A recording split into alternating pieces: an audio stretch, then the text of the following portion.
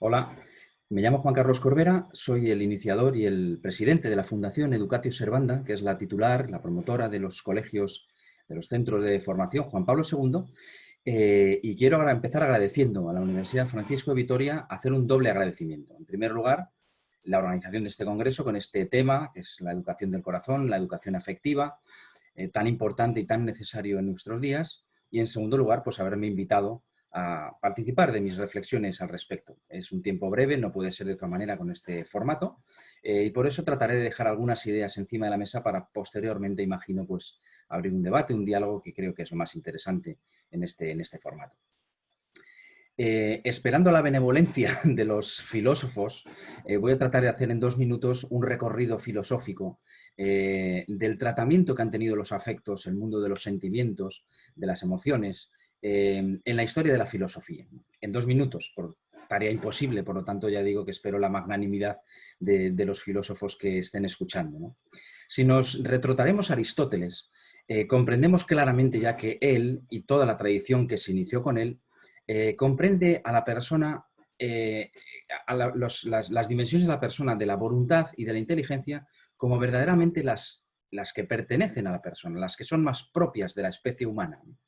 Y califica en la parte más irracional del hombre, es decir, la que tiene más en común con los animales, todo el mundo de los afectos, de los sentimientos. Por lo tanto, aquello que tenía el hombre más que ver o más en común con los animales fue objeto de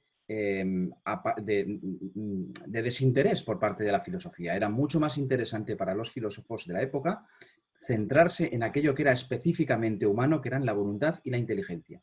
Y desde entonces hasta muy recientemente, los afectos han caído en una especie de marginación de la esfera humana, al considerar que era una parte todavía más en contacto, más en común, más perteneciente al mundo animal y por lo tanto menos propia de la especie humana. Es verdad que San Agustín, un poquito después, le dio a los afectos y al corazón la importancia que realmente tienen, y continuó después San Buenaventura y algunos otros, pero este intento fue insuficiente para levantar, digamos, toda la tradición que con Aristóteles y después también con Tomás, con muchísimos más matices que no hay tiempo de señalar, dieron a los afectos. El mundo de la inteligencia, el mundo de la voluntad, se consideraba el mundo verdaderamente propio de los humanos, y los sentimientos eran aquellas pasiones, aquellas partes más bajas en el sentido más peyorativo de la persona, que debían ser gobernadas, dominadas, incluso a veces subyugadas por las partes más elevadas de la persona, que eran la inteligencia y la voluntad.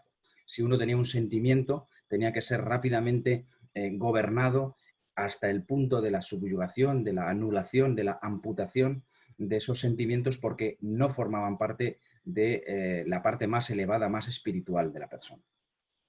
Y el problema fundamental de esta visión, que insisto, es resumida en 1 minuto y por lo tanto muy imperfecta, pero me apoyaré en esta imagen para desarrollar después, el problema fundamental de la tradición aristotélico-tomista es que se han considerado los sentimientos como que el núcleo fundamental de los sentimientos y lo que los provoca es la afectividad.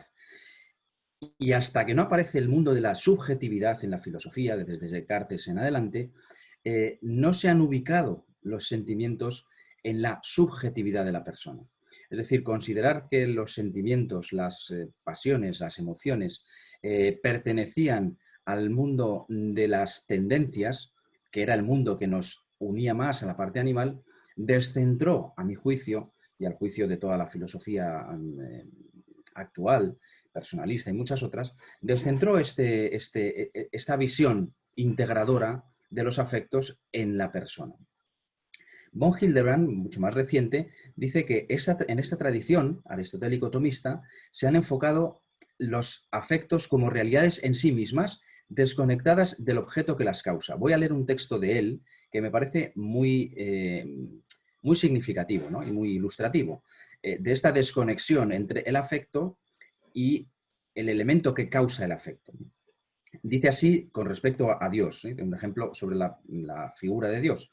Dice: tan pronto como alguien deja de lado la existencia de Dios y considera a Dios un mero postulado para gozar, para deleitarse de los sentimientos religiosos, o bien un mito indispensable para dar respuesta a la necesidad religiosa del hombre, las respuestas religiosas pierden su significado real y quedan privadas de toda sustancia. Efectivamente, cuando hay una desconexión entre el objeto que causa una experiencia afectiva y la propia experiencia afectiva, no se entiende tal experiencia y, por lo tanto, se considera como algo propio de los instintos, propio más de los animales que de las personas. El interés de la aparición de la subjetividad, que por otro lado ha traído consecuencias nefastas para la persona, ha sido precisamente poner en valor todo el mundo interior de la persona, también en lo que tiene que ver con los afectos. No confundamos la subjetividad de la persona con el subjetivismo. Voy a defender claramente la subjetividad de la persona, el mundo interior, perdón, afectivo de la persona, con el subjetivismo, que es cosa bien distinta y que es una desconexión de la realidad que provoca situaciones tan hilarantes como que aquello que yo siento es necesariamente lo verdadero.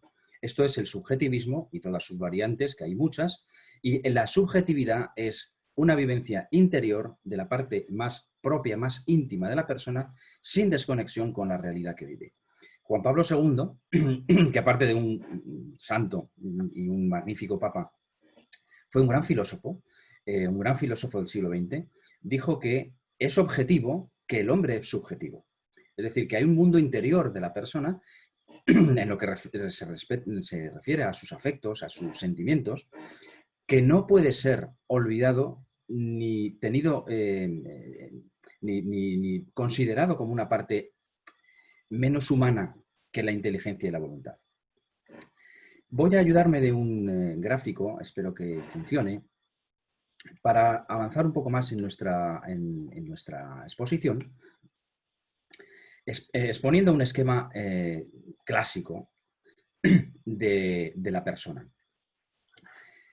Vemos aquí, como decía antes, estas 4 partes, digamos, si podemos diseccionar la persona en partes para una cuestión de análisis pedagógico, porque desde luego la persona es un continuum permanente, no se puede disgregar, ¿no? Pero vemos ahí un poco la tradición clásica, la separación entre el cuerpo y el alma, que corresponde a lo más espiritual, que hacían los clásicos, y en la parte del conocimiento, de la inteligencia, y la parte más de los dinamismos, de las tendencias, de la voluntad de la persona. Este sería el esquema clásico aristotélico de cuerpo y alma, voluntad, inteligencia. Un poco más adelante se completa un poco más este análisis.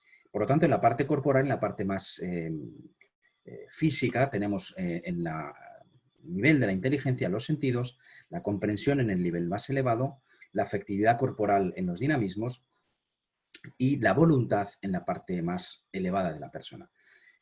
Una acotación previa, y es que cuando hablamos aquí de campo espiritual no nos referimos al campo religioso, aunque lo incluye. Nos referimos a la parte más elevada de la persona, aquella que le hace más humana, más específicamente persona.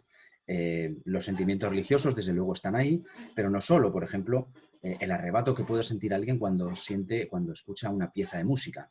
Esta sensación de estar arrebatado por la música es una sensación en el nivel espiritual de la persona. A esto me refiero con espiritualidad y con nivel espiritual. Un poco más adelante se ha parecido conveniente señalar una tercera dimensión de la persona que se sitúa a medias entre el cuerpo y entre el espíritu, entre la parte más física, más corporal y la parte más espiritual, más elevada de la persona. Y es la parte intermedia, la parte psíquica, que en el conocimiento aparecen la memoria, la imaginación, que son procesos que son físicos, pero que ya empiezan a apuntar a una situación más elevada de la persona, que desde luego comparten ya cada vez menos con el mundo animal. Y en la parte de los dinamismos pues aparecen todas las tendencias y todos los deseos. Como decía antes, con la aparición de la subjetividad, aparece, por fin, como un centro desconectado, o por lo menos no subordinado al mundo del conocimiento, de la inteligencia y de la voluntad, todo el mundo de los afectos, de los sentimientos. Y por lo tanto, en el nivel más físico tenemos los sentimientos corporales, las pasiones y las emociones en un nivel un poco más elevado, y por último, los sentimientos más íntimos, más profundos de la persona en el nivel espiritual. Por lo tanto, es importante destacar que es bastante reciente que aparezcan estos tres centros y no solo dos, como era en el mundo más clásico de la inteligencia y de la voluntad, y además ya la voluntad ligado más a la característica, a la dimensión de la libertad, aparece también el corazón como otro nuevo centro espiritual de la persona. Y esto es muy importante y me tendré 2 minutos aquí. La inteligencia, la voluntad, libertad y el corazón aparecen ya en el análisis de la persona, en el análisis antropológico más actual, como los 3 centros espirituales de la persona. Y además casi los podemos ubicar físicamente en la persona. Y por lo tanto, a partir de aquí, todo el mundo de los afectos se han puesto de relieve y han puesto toda su importancia y toda su necesidad de integración con los otros dos, con el mundo de la inteligencia y de la voluntad. Si avanzamos un poco más, aquí vemos otra vez la separación de, digamos, esta parte, este nivel afectivo, este centro espiritual de la afectividad. Entendemos aquí que estos sentimientos corporales, estas pasiones, estas emociones y estos sentimientos más íntimos, si le damos un poquito más de forma, podemos encontrar ahí, pues en los corporales, cuando el dolor, el placer, cuando tengo cuando me doy un golpe y tengo una sensación de dolor, ¿no? Porque el sentimiento, mis sentidos me han dicho, aquí me duele. Y por lo tanto es un sentimiento más actual, que tiene que ver con el efecto que los causa. Un poquito más arriba tenemos ya las emociones, que es algo que me afecta más en profundidad a toda la persona. Cuando me dan una mala noticia, por ejemplo, ese trabajo que no he podido conseguir, que no, pues entonces tengo una turbación más profunda que cuando me da un golpe, por ejemplo. Y afecta más a todo mi cuerpo, a toda mi persona, incluso afecta también a mi psicología, me pongo triste, incluso puedo tener manifestaciones físicas, puedo llorar, puedo tener, cuando me dan un susto, cuando me dan una mala noticia, puedo tener también un ataque de ansiedad. Es decir, son impactos afectivos que se producen ya de una manera más integral en todo el cuerpo. Y por último, los sentimientos más íntimos, los que se sitúan más en el plano espiritual de la persona, que son esos a los que me refería antes, ¿no? Pues todos los sentimientos místicos, ¿no? Aparecerían claramente en este plano, pero no solo cuando ves un cuadro o cuando, como decía antes, escuchas una pieza musical y todo tu cuerpo se traslada, como que se sale del cuerpo y se traslada a una dimensión que es evidentemente una dimensión espiritual. Bueno, pues en este núcleo, en este centro espiritual de la afectividad que es el corazón, es donde se juegan, si lo analizamos con detenimiento, los aspectos más importantes de la vida. Es el lugar, si es que lo podemos identificar como un lugar físico, el corazón es el lugar del amor humano. Si convenimos en que el hombre está hecho por amor, para amar y ser amado, es decir, la finalidad última del hombre que fue creado por amor es hacia el amor, hacia entregar amor y recibir amor, aquello que se ocupe de las cuestiones del amor humano debería ser tenido mucho más en consideración que otras cosas, o al menos al mismo nivel, porque nos estamos jugando el centro espiritual donde se ventilan, permitidme esta expresión un poco más coloquial, todas las cuestiones del amor humano. Pero no solo, porque es también el lugar de la felicidad. La felicidad es una experiencia afectiva. Nosotros, por mucho que queramos y por mucho que empeñemos nuestra voluntad y nuestra inteligencia, yo no puedo querer ser feliz si realmente no lo soy. Yo puedo empeñar toda mi voluntad y toda mi inteligencia en ser feliz, pero si no hay una vibración afectiva, si mi corazón no vibra y no siente esta experiencia afectiva de la felicidad, pues sinceramente no soy feliz. Por mucho que mi inteligencia haya compuesto todo lo necesario para ser feliz y por mucho que mi voluntad haya trabajado para conseguir aquello que la inteligencia le dice. Si el corazón, si el afecto no siente esta experiencia de felicidad, no puedo forzarme con las otras dos dimensiones de la persona a ser feliz.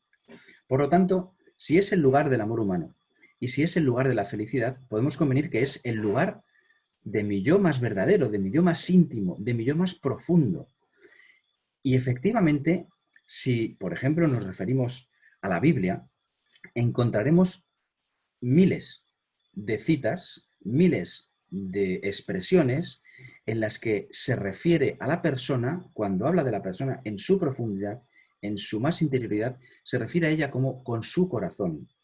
Voy a dar solo algunos, porque podría estar muchas horas leyendo citas del Evangelio, de la Biblia en general, donde se manifiesta esta importancia fundamental de este centro espiritual que es el corazón. Bienaventurados los limpios de corazón. Esto sonará. Donde está tu tesoro, allí está tu corazón. Cualquiera que mira a una mujer para codiciarla ya ha cometido adulterio con ella en el corazón. El adulterio, que es una manifestación física, sin embargo, se adultera con el corazón cuando alguien desea una mujer de otro. Aprended de mí, que soy manso y humilde de corazón. De la abundancia del corazón habla la boca. Este pueblo me honra con los labios, pero su corazón está lejos de mí. Del corazón salen los malos pensamientos. Fijaros que se le atribuye incluso metafóricamente el lugar de los pensamientos al corazón. Y no es porque sea el lugar de los pensamientos del corazón, sino porque de los sentimientos más íntimos nosotros reflexionamos después y pensamos lo que esa voz del corazón, que es el título de esta conferencia, nos está indicando. Por lo tanto, se le ha dado muy poca importancia al mundo afectivo, se le ha dado muy poca importancia al mundo de los sentimientos, se le ha dado muy poca importancia al mundo del corazón. Por eso es especialmente importante que en este congreso estemos dedicándonos estos días a la educación del corazón. A veces se ha dicho que el centro espiritual, por referencia máxima, digamos que entre estos tres, la inteligencia, la voluntad y el corazón, la preponderancia de ellos es el de la voluntad, porque es en el que reside, en último término, la autodeterminación, la libertad. Y efectivamente eso tiene bastante, no entiende yo que no sea así. Pero al menos yo pondría en debate esta afirmación.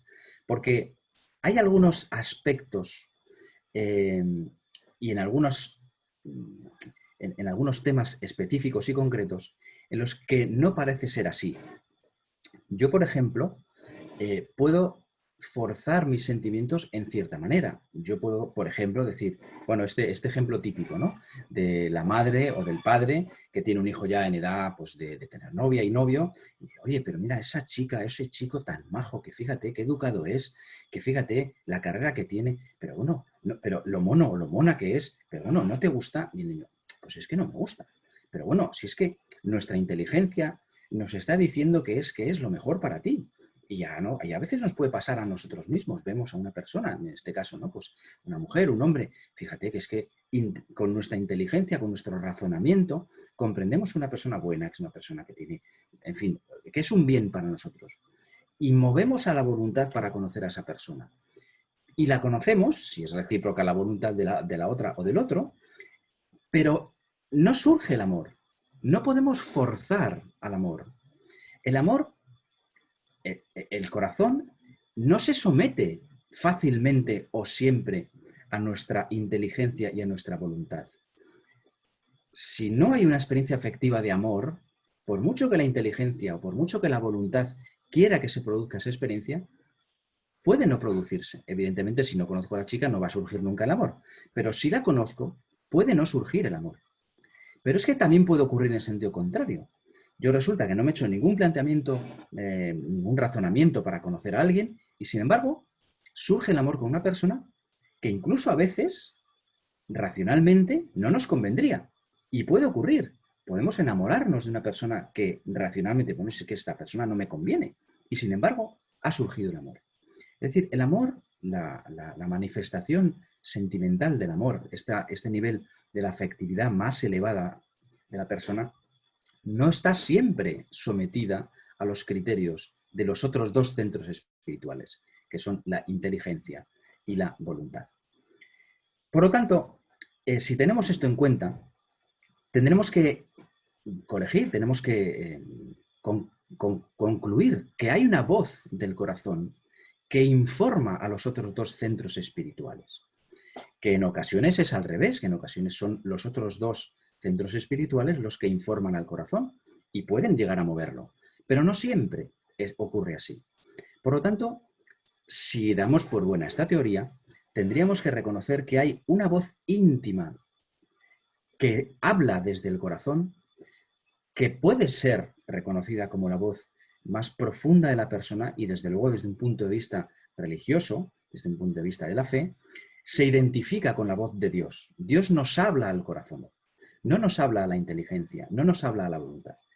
Dios nos habla al corazón. Todas las mociones del espíritu, todos los sentimientos místicos han ido directamente al corazón. Y desde el corazón después se han razonado y se han movido a voluntad. Pues bien, si esto es así, y lo pongo en condicional porque admito discusión y debate, podremos reconocer que hay como tres niveles, ¿no? En la dimensión espiritual, que decíamos antes, pueden ocurrir experiencias afectivas espirituales. No solamente, como decía antes, las experiencias místicas, un talento, un don, una capacidad especial, una sensibilidad especial para la música, para el arte, para la contemplación de la belleza.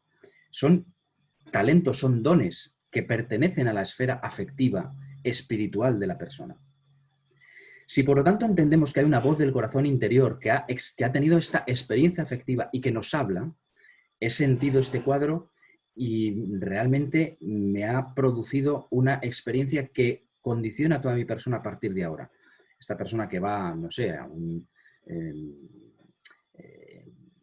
cuartel militar, si me ocurre, ¿no? Y tiene una experiencia tan profunda y tan fuerte que, oye, sale de allí diciendo, oye, yo quiero ser militar de mayor, o cualquier otra cosa, ¿no? Por tanto, esta voz del corazón es, en definitiva, una experiencia afectiva en el plano espiritual de la persona. Si esto es así, esta voz debe ser sometida, debe ser tamizada, debe ser interpretada por la esfera intelectiva, es decir, oye, aunque no haya partido del intelecto esta voz, aunque no haya sido una fabricación intelectual de la persona, al menos tiene que ser razonable, porque si no, caeríamos en lo que decía antes, ¿no? en el subjetivismo. Todo aquello que yo siento es siempre verdadero y por lo tanto es aquello que tengo que perseguir a cualquier precio. Cuidado, cuidado porque eso nos lleva al abismo y a la tiranía de los sentimientos y por lo tanto a la destrucción de la persona. No, no hablamos de esto, hablamos de esta voz que he sentido en el corazón como una experiencia afectiva, espiritual, debo pasarla por esos otros dos compañeros, esos otros dos centros espirituales, que son, en primer lugar, la inteligencia. Oye, ¿esta experiencia es razonable? Aunque no haya venido de mi inteligencia, yo te digo a ti, persona, que efectivamente esto tiene sentido. Es razonable esta experiencia. Aunque no haya sido comandada por mí como inteligencia. Y después, solo después, asumimos consciente y libremente esta experiencia afectiva como algo propio. Esto von Hildebrand lo llamaba la libertad cooperativa, porque aquí en la voluntad interviene, como decía antes, la libertad de la persona. Cuando asumimos conscientemente y libremente esta experiencia afectiva como algo razonable y por lo tanto estoy dispuesto a mover toda mi voluntad para alinear a toda mi persona en razón a esta experiencia afectiva, a esto lo llama von Hildebrand la libertad cooperativa.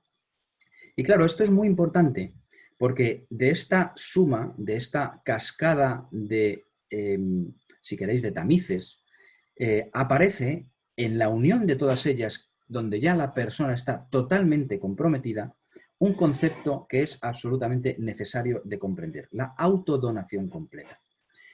Lo que decía antes, cuando la inteligencia empieza a maquinar y empieza a mover la voluntad sobre algo que a nosotros, a nuestro mundo del razonamiento, nos parece bueno para nosotros, puede ser verdaderamente bueno, pero no estamos totalmente seguros, hay que hacer un discernimiento, de que no sean cuestiones que sean más que respondan más a una dimensión natural de la persona, a una dimensión terrenal de la persona, por intereses, por vanidad, por orgullo, y una serie de tendencias o de afectos desordenados que nos pueden hacer caer y nos puedan engañar incluso a nosotros de que lo que estamos pensando es algo que proviene, entre comillas, de fuera de nosotros. La autodonación completa se da cuando escuchamos una voz del corazón que no ha sido forzada por nuestra inteligencia y por nuestra voluntad, y por lo tanto estamos escuchando una voz que viene de fuera de nosotros, que a través de nuestro corazón nos habla, esa voz del corazón, y una vez que la asumimos, que la razonamos y que la asumimos libremente, es cuando se produce la autodonación completa, porque es una donación de la persona a esta experiencia, a esta idea, a esta vocación, lo que corresponda, que no ha sido fabricada, entre comillas, artificialmente por nosotros, sino que nuestra persona se alinea, se pone detrás, se ordena a esta experiencia que es exterior a nosotros, que nos ha hablado directamente al corazón y que todo nuestro cuerpo se pone en relación, después del discernimiento necesario, como he dicho antes, se pone en relación a ella para entregarse a esa voz del corazón. Estamos hablando, por supuesto, de los grados máximos, de las vocaciones, de los sentimientos más profundos que son capaces, por su peso, por su carga moral, de mover a toda una persona a una vida específica, ¿no? Esta autodonación completa es sinónimo matemático de la felicidad, que también, como decíamos antes, se da en el corazón de la persona. ¿Y por qué? Porque lo que está haciendo aquí la persona es responder a una vocación, a una llamada exterior que recibe, que reconoce en su afectividad más íntima, en su corazón, que la razona, que la discierne y que la abraza como suya. Desde el punto de vista de la fe, estaríamos respondiendo a la vocación más íntima, a la razón más íntima de nuestra creación, aquello que el Señor ha inscrito en nuestro corazón y que aparece en un momento concreto de nuestra vida. Por eso es tan importante educar a nuestros hijos, educar a nuestros alumnos en la identificación correcta de estas experiencias más íntimas, más profundas, saber identificar si vienen de un estrato más corporal, más psicológico o más espiritual. Y todo esto se entrena, todo esto se educa. Estoy seguro que durante el Congreso va a haber ponencias que nos van a ayudar a esto, a identificar estas experiencias afectivas, a integrarlas. Lo fundamental, y ya casi como resumen, es que todo el mundo de los afectos, todo el mundo de la subjetividad, las experiencias afectivas, los sentimientos, las pasiones, las experiencias afectivas espirituales de un nivel más superior, no pueden ser desechadas de antemano pensando que son cuestiones que tienen más que ver con nuestras bajas pasiones, con la parte más animal, con la parte menos espiritual de la persona. Porque precisamente estamos viendo que es en el corazón, es en el afecto, donde esa voz del corazón nos puede estar hablando precisamente de la parte más espiritual de la persona, que no necesariamente tienen que estar en la inteligencia y en la voluntad.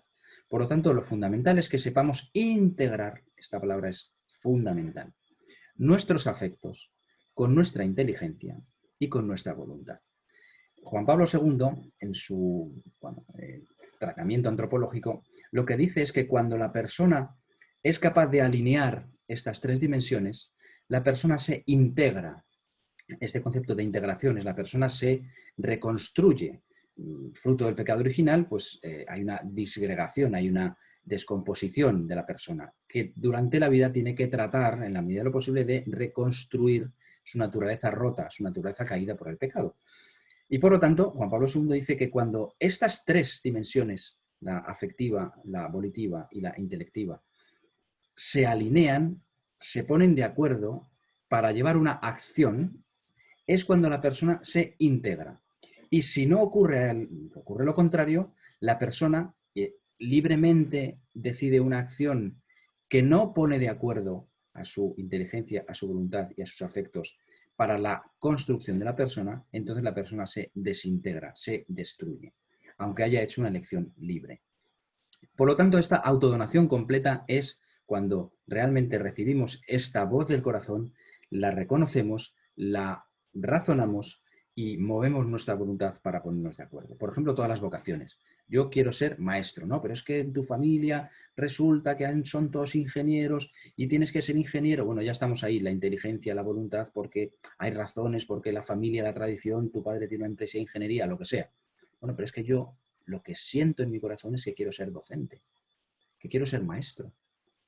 Si no reconozco esa experiencia afectiva, no le doy la importancia que tiene y cedo, digamos, a esas presiones de, incluso pueden ser la mía, mi propia inteligencia, mi propia voluntad, y acallo esa voz del corazón que es íntima, que es profunda, probablemente estaré lesionando gravemente mi felicidad futura. Bueno, ¿y cómo hacer ya para terminar, ¿no?